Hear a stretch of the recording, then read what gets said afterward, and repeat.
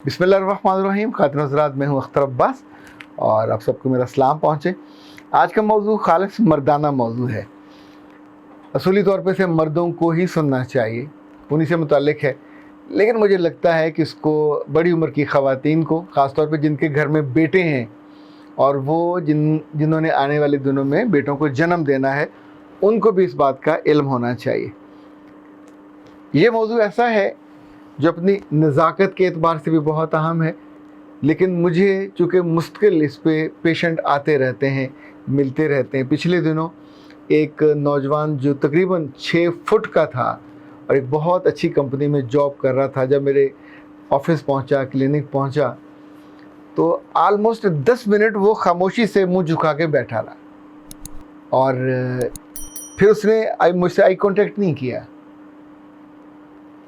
जब उसने बताना शुरू किया, मेरे बार बार उकसाने पे, हिम्मत दिलाने पे, मोहब्बत से इजहार करने पे, तो उसने कहा, सर मेरी शादी का तीसरा दिन है, तीसरी शब आने को है और मेरे अंदर ये हौसला नहीं है कि मैं घर जा पाऊँ, और जिस अजाब से, जिस कर्ब से मैं दो चार हूँ, सिवाय इसके कि मैं दरियाए रावी के पुल पे जाके छलांग मार दूँ और मेरे पास कोई रास्ता नहीं है।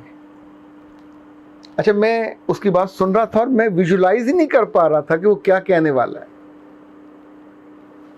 पर जब उसने बताया तो एकदम से मैं बहुत साल पीछे चला गया। और अगर आपने गांव देखा हो तो गांव में फसल के लिए लोग अपना खेत तैयार करते हैं सुबह सुबह, अलग सुबह, यानी हमारे ज़माने में तो बैल होते थे, चचा लोग जाते थे बैलों की जोड़ी ने, उन्होंने हल चलाना, यानी जब तक सूरज निकलना या पोप फटनी, तो तब तक वो 1-2 खेत वो पूरे हल चला चुके होते थे। हल में से चलाने के बाद फिर कुछ दिन छोड़ा जाता, फिर उसमें सुहागा फिरता, फिर वो ज़मीन तैयार होती।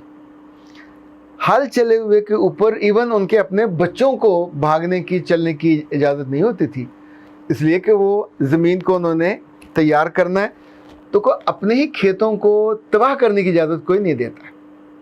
इसी तौर पे किसी खेत में बीज बोए हुए हों, किसी खेत में पानी दिया हुआ हो, तो अपना कितना ही अजीज और प्यारा क्यों ना, उसको भी इजाज़त नहीं होती कि उस खेत को फलांग कर जाए, उसके अंदर से वो जाए, चूँकि उससे अपना खेत ख़राब होता है। अच्छा, ये सेंस, ये अकल उन सारे दहकानों को और उन सारे किसानों को जो पढ़े हुए भी नहीं होते, कैसे आती है कि कौन सी चीज़ कीमती और उसकी कैसे कदर करनी है। इसी तौर पे मुझे याद है जब बीज का छटा दिया जाता था, तो अब तो बीज है कि वो मशीनों से ड्रिल करते हैं और नीचे चला जाता है, तो तब छटा होता था। तो छटे के बाद आमतौर पे किसान चारपाई रख के वहाँ बैठ जाता ताकि ये मुख्तलिफ चिड़ियाँ, परिंदे धारे आके वो चुनते थे, उन्होंने अपना रिस्क तो लेना होता था, वो अपना रिस्क लेते थे, इनका नुकसान हो जाता था, तो उसकी बाकायदा पहरेदारी की जाती थी। खातिन हज़रात, अभी पिछले दिनों एक खातून ने रब्ता किया और उसने कहा कि उसका एक बच्चा है कि मेरे मियाँ ने मुझे अपने कमरे में मेरे सोने पे पाबंदी लगा दी है और मुझे कायल किया है कि हम दोनों को अलग अलग सोना चाहिए। तो उस कायल होने में उस खातून ने कुछ वक्त लिया, और लेकिन उस कायल करने में ज़ाहिर मियाँ का डंडा था, उसने से कहा कि तुम जाके दूसरे कमरे में सो। तो मैंने उससे पूछा, ऐसा क्या हुआ कि जिस वजह से उस मर्द ने ये फ़ैसला किया?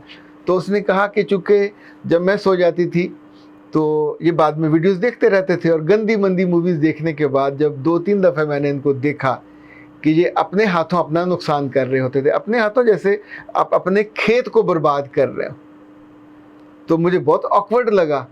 और उसने भी देखा कि मैंने उसको देख लिया, तो देन ही फाउंड के मुझे कमरे से ही निकाल दिया जाए।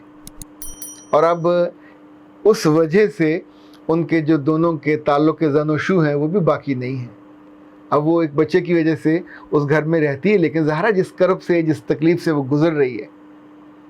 खातिन हज़रात, दुनिया में बहुत सारे अमराज हैं, लेकिन ये एक ऐसा मकरूह मर्ज़ है जिसे हमारे यहाँ हुक्मा ने और जो जाली हकीम हैं, इन्होंने उसको बहुत परवान चढ़ाया, इन्होंने बेचा है, इन्होंने उस डर को बेचा है कि उसकी इस्लाह नहीं की, बल्कि उनको ये बता के कि तुम्हारा ऑर्गन जो है उसका सत्यानाश हो गया, तुम्हारे साथ ये हो गया, तुम्हारे साथ वो हो गया, और उनके साथ फिर ज़ाहिर जो खिलवाड़ करते हैं। लाहौर में एक डॉक्टर है जो 5 से 10 लाख रुपया तक एक पेशेंट से वो हथियार लेता है। ये उस पर नहर पे उसका क्लिनिक है, MBBS डॉक्टर है।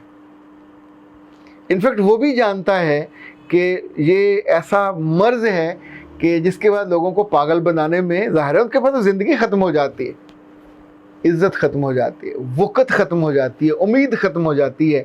पर इसमें से कोई किसी का कसूर नहीं है, कसूर तो उसका अपना होता है। आप कभी गौर कीजिए, हम जब छोटे होते हैं तो बच्चा अगर कभी नंगा फिरे और भागने लगे तो माँ बहन या जो भी घर के बड़े होते हैं वो एक ही बात कहते हैं, बच्चा तेरी शेम शेम हो रही है। तो बच्चा फटाफट अपने आगे हाथ रखता है, कच्छा पहनता है। बच्चियों के बारे में तो सब्र भी नहीं किया जा सकता कि बच्चियाँ नंगी फिरें, तो लेकिन बच्चा लोग जो हैं ये नंगे फिरने के गाँव में आदी होते हैं, तो उनको शेम शेप, शहरों में तो सब्र भी नहीं है कि बच्चा नंगा फिर सके।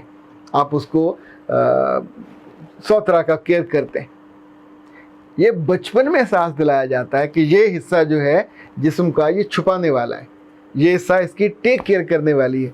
अल्लाह के रसूल सल्लल्लाहु अलैहि वसल्लम की जो हदीस है मुत्तफ़िक़ुन अलैह, वो भी इस बात की अक्कासी करती है, गम्माज़ है। आपने कहा तुम मुझे 2 चीज़ों की ज़मानत दे दो, मैं तुझे जन्नत की ज़मानत देता हूँ। पहली जो 2 जबड़ों के दरमियान है, दूसरी जो 2 रानों के दरमियान। जब भी इसका मिस यूज़ होगा तो उसके बाद ये होगा कि आपका ऑर्गन आपकी नॉर्मल जो ऑपरेशनल हालत में नहीं रहेगा। एक तो उसका मिस यूज़ होने के बाद उसका टेढ़ापन हो जाएगा, वो वीक हो जाएगा।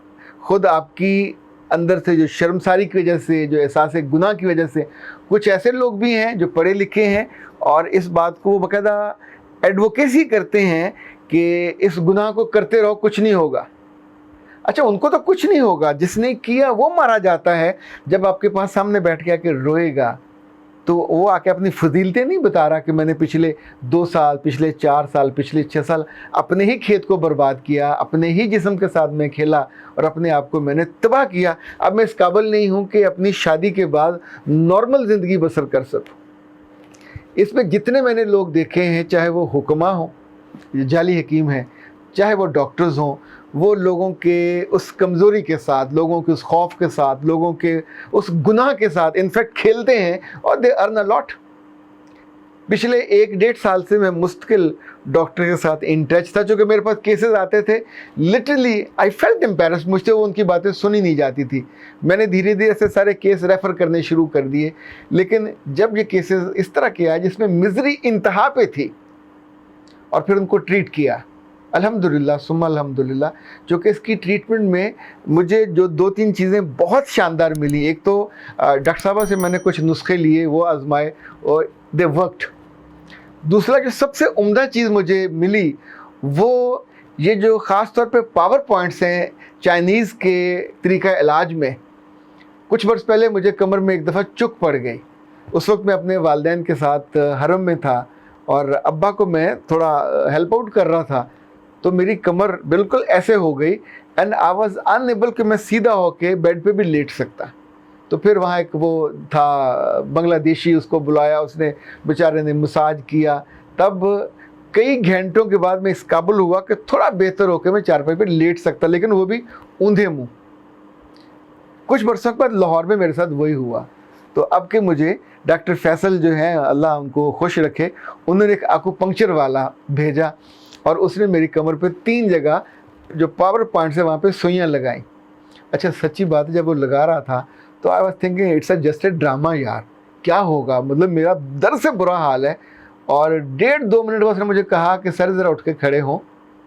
तो मैंने उनसे कहा कि आपका दिमाग ख़राब है, मेरी चीखें निकली हैं दर्द से, तुम कह रहे उठ के खड़े हो जाओ। तो कहा उठें तो सही। उससे मेरा हाथ पकड़ा। अच्छा, द मोमेंट मैंने अपने आप को उठाना चाहा तो ज़ाहिर है दर्द की जो लहरें हैं वो तो लहरें बहरें हो जाती हैं। उस वो लहर नहीं उठी और उठ के खड़ा हो गया। And literally I was amazed कि यार कि ऐसा भी हो सकता है। उसने कहा ये पावर पॉइंट्स हैं। कुछ पावर पॉइंट्स आपकी उंगलियों में होते हैं, कुछ पाँव में होते हैं।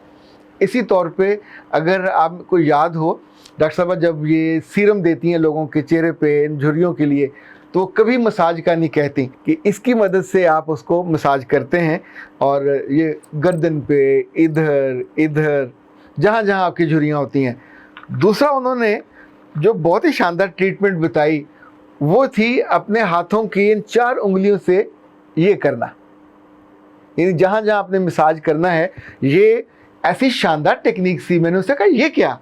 उन्होंने कहा ये चाइनीज़ स्टाइल है और ये भी वहाँ के प्रेशर पॉइंट्स हैं जहाँ से जो फिशारे खून है या जो दौरान खून है वो उसकी कम हो जाती है। तो ये दोनों जो उंगलियां हैं, जब आप उसको यूँ मसाज कर रहे होते हैं अपनी झुर्रियों पे उनको, और ये जो हमारा पुराना स्टाइल है उसको रगड़ रगड़ के ये नहीं करना।